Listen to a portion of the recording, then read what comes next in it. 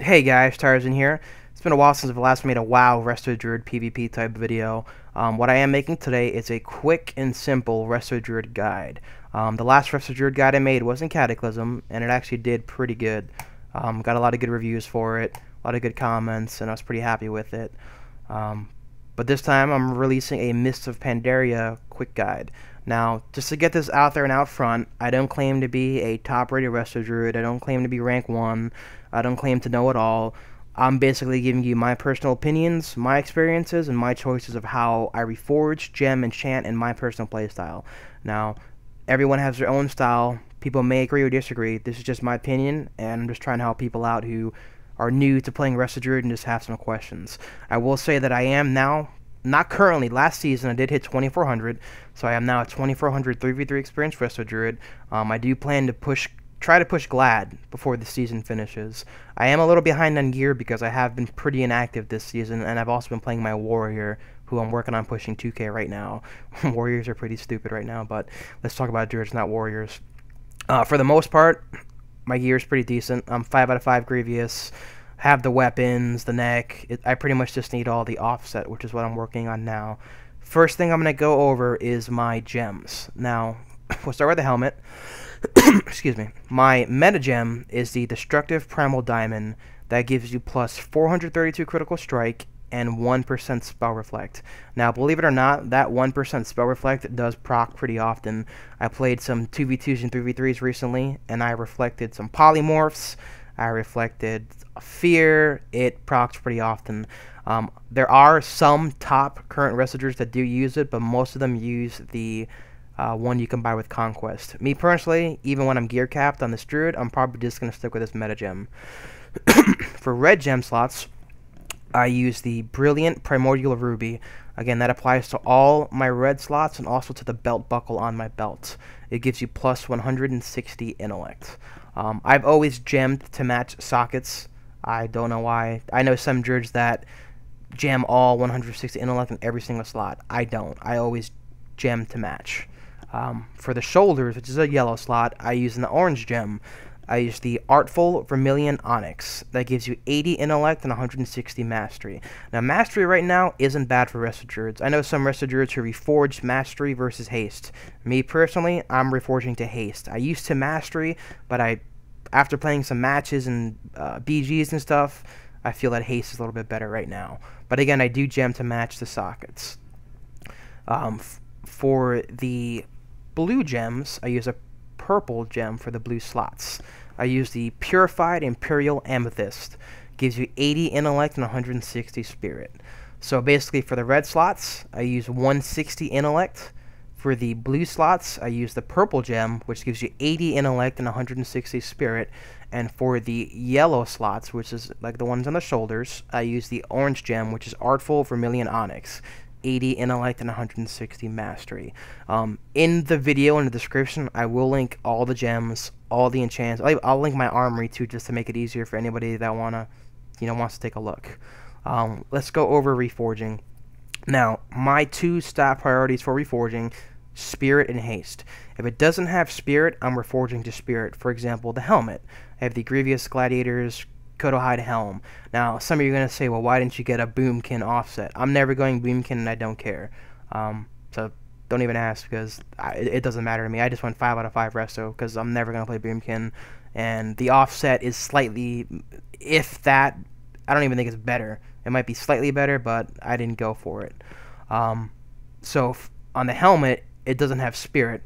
Neither does the Boomkin one.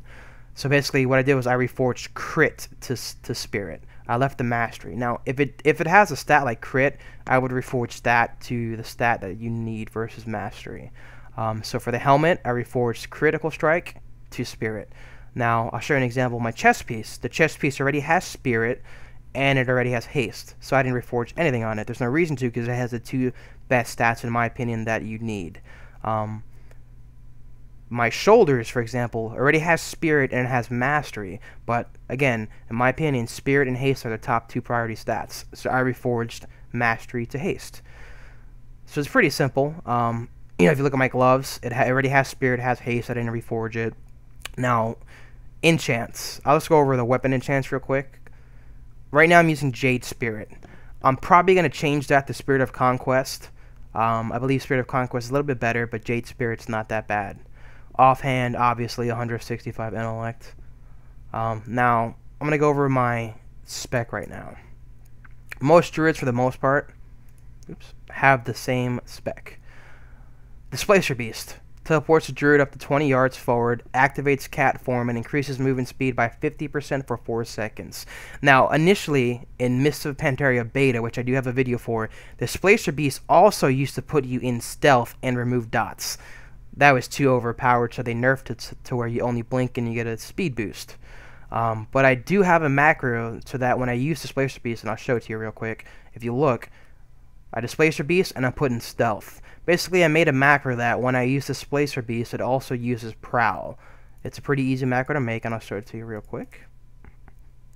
Where's my... There it is, Displacer Beast. Basically, slash cast Displacer Beast, slash cast Prowl. Simple enough. If you have dots, just dispel it, and then use your Displacer Beast macro, and it puts you in stealth, which is still pretty good, because sometimes I'll do that, and then I'll get a quick pounce out of it. Back to spec. Now, Wild Charge. I have seen a few druids use Wild Charge. Wild Charge isn't that bad, but I don't believe it tops Displacer Beast. But again, that's just my playstyle. Next set of points, Cenarion Ward. Now, for arenas, I believe Cenarion Ward is the best. At first, I was using Renewal. Then I realized Cenarion Ward is better. Ysera's Gift is great for RBGs. For arenas, it's Cenarion Ward all day, because you can use it when you're silenced, stunned, all that good stuff. Cenarion Ward protects a friendly target, causing any damage taken to heal a target for 44,000 every 2 seconds for 6 seconds. Gaining the healing effect consumes the Cenarion Ward, usable in all shapeshift forms, lasts 30 seconds, and it only has a 30-second cooldown, which is pretty good. Next set, Typhoon. Mass Entanglement.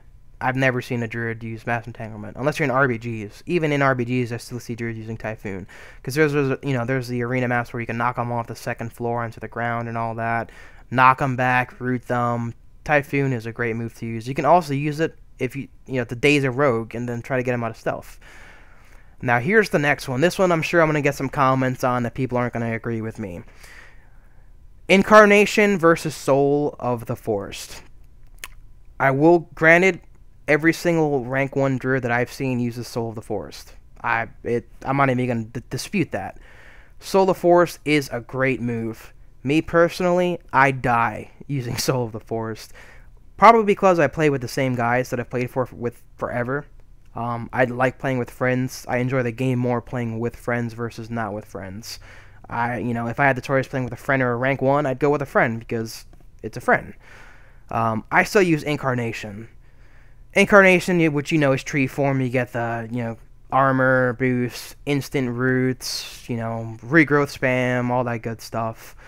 Me personally, Incarnation. Now, if you're a Resto Druid and you're new to arenas, if you're having trouble surviving or keeping your teammates up, I do not recommend you use Soul of the Forest.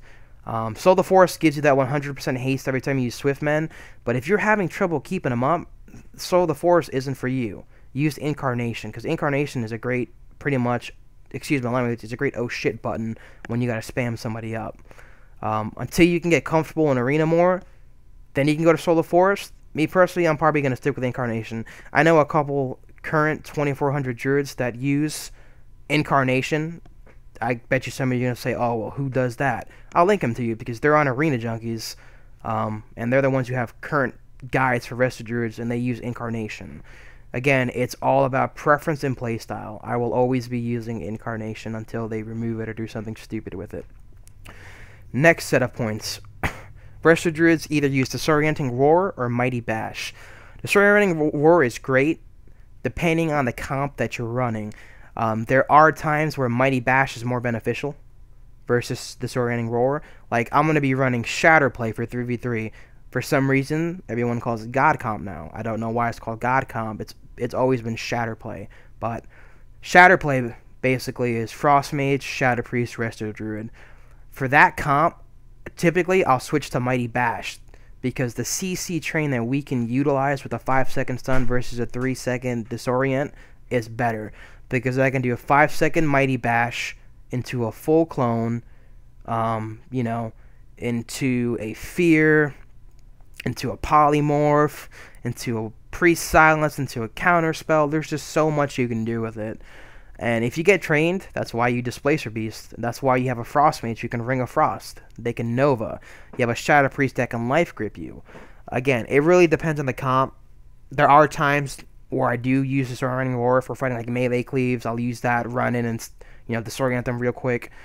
It really does depend who you're fighting. Next one, obviously, Heart of the Wild. That's the best one for Resto Druids at the end. You get the basic effect where it increases your stamina, agility, and intellect by 6% at all times. When you pop Heart of the Wild and you use Wrath, you do stupid damage. Like here, I'll walk over to the target dummy and I'll show you guys. Alright, see this target dummy here? Excuse me, I am clicking it because I was fixing my bind, so it's not binded right now. Heart of the Wild. Alright, now let's Rat Spam. 117k, 143k, 287k. Now I know you guys are like, oh, it's a level 85 dummy. I've hit this hard in arenas, believe it or not, against people with Heart of the Wild popped. Did an arena yesterday, and I actually got the killing shot. I hit 150k on a guy spamming Wrath. And the good thing about Heart of the Wild is, look, it lasts forever. And if you're able to just free cast like that, spam Wrath non-stop. Non-stop. Heart of the Wild lasts for 45 seconds. So if you're in a good spot offensively and you have your teammate that's being focused fully hotted, just Wrath spam. Because that extra damage will make the difference between a win and a loss. It really does. Let me go over a couple of macros real quick. Alright, let's take a look here. This one is a really good one. I use it often on rogues. It's basically a Faerie Fire, Moonfire, cast sequence macro. Basically, it's one bind. I have it bind to F. You hit it once, Faerie Fire. Hit it again, Moonfire. So if you're healing and there's a rogue running around, just always spam that macro on them. Alright. I also have just Moonfire binded and just Faerie Fire binded, which I don't really need to have just Faerie Fire binded. But that's a good macro to get. I have it right here in the video. I'll also put this macro in the description for you guys. I have a tree form oh shit button. It basically pops Incarnation, Barkskin, Ironbark. I had Nature's Grasp in there, but I took it off because in tree form you can just instantly root anyway, so you don't really need to put it in there. You can if you want. I don't. I used to use specific Arena 1, 2, and 3 Cyclone macros. I don't anymore. I just use /target Arena 1, target Arena 2, target Arena 3. Because now, basically, I'm rooting, cloning, because with the 8-second cooldown on the spell, you can really screw up a healer. Especially when you're fighting melee teams. If you root them, you know, and I run with a Shadow Priest, they get Vampiric Touch-Up, they spell it, they get feared. It's really great. As a Resto Druid, you should be spamming roots and Faerie Fire and Moonfire all over pretty much on everybody when you can. The one thing about being a Resto Druid, though, is you want to be sure you don't overextend, because they may swap to you, which will force you to blow cooldowns early, which you do not want to do. You want to save your cooldowns for as long as you can. Let's see what else we got here. So we've gone over the gear. We've gone over the specs. We've gone over the gems. We've gone over the enchants. Glyphs. Let's go over glyphs real quick. For my 3 major glyphs, I use Glyph of Barkskin. Reduces the chance you'll be critically hit by 25% while Barkskin is active. That's the major glyphs that I use. I haven't seen any other druids use anything different. Glyph of, I can't even say it, Efflorescence. The Efflorescence effect is now caused by a wild mushroom instead of by Swift Mend. It lasts as long as a wild mushroom is active. Additionally, increases the healing done by Swift Mend by 20%. That's an amazing glyph. Glyph of Cyclone increases the range of your Cyclone spell by 5 yards. Now, a lot of people think, oh, minor glyphs aren't important. That's not true. Glyph of the Sprouting Mushroom is a really important glyph to have, especially if you're using Glyph of Efflorescence. Your Wild Mushroom spell can now be placed on the ground instead of underneath the target. Basically, before, when you would use Wild Mushroom, and if you didn't have the glyph, it pretty much would just drop. Alright, but see now, when I click my bind, I can drop it anywhere. So basically, depending on the arena, if you're in like Dalaran Arena, if I'm on one box and my teammates are on the other side, all I gotta do is click my bind and drop this over there, and they'll be getting healed when they're standing in it. And it heals for a pretty good chunk of just AoE healing. see that 41k, 20k, it's really good to be using that. Healing priorities, pretty much if someone's getting focused, I'll start off with a Rejuve into a Cenarion Ward, get that Life Bloom stacking, you know, Wild Growth, all that. Regrowth, I only use it when they're getting about 70%, because if you spam Regrowth too often, you can yourself. Innervate, great move. I typically use it around half mana. It really does vary based upon how much pressure they're putting out, and what what you're doing in the match. So pretty much that's it, guys. Quick, simple guide, not too fancy, just giving you the quick basics. I am going to be filming today and tomorrow a lot of 3v3 arenas. 2v2s, I'm not really recording too many of, because 2v2s is pretty stupid right now. You know, if you come up against Rogue Mage, you're dead. The Rogue will just keep you stun locked for 20 minutes, and then the Mage will just shatter you. Pretty much mages now, all they have to do is hit Ice Lance, and they'll hit 80Ks, which is pretty good. But again, I will be releasing videos soon. Any questions, comments, anything you would like me to go over more, anything you'd like specifically, if you guys want a video on my binds, my macros. I don't use too many macros. The one thing I will say about binds, because I watch a lot of other YouTube videos, and a lot of people say, show me a video on your binds. Just because binds work good for one person doesn't mean it's going to work good for you. Just because everyone plays differently on their keyboard, everyone has different equipment, everyone has different, just everything. I use a Razer Naga. I use every button on my Razer Naga. I use my keyboard too, but all 12 buttons on the side, the buttons on the top of the mouse, I use every one of them. They're all binded. To me, having a gaming mouse is pretty vital for Arena. I think it is. It makes a huge difference, because you can just put everything on your mouse.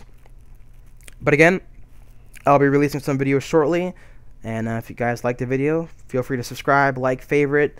Again, leave me comments, and I will have some videos coming out soon. Thanks.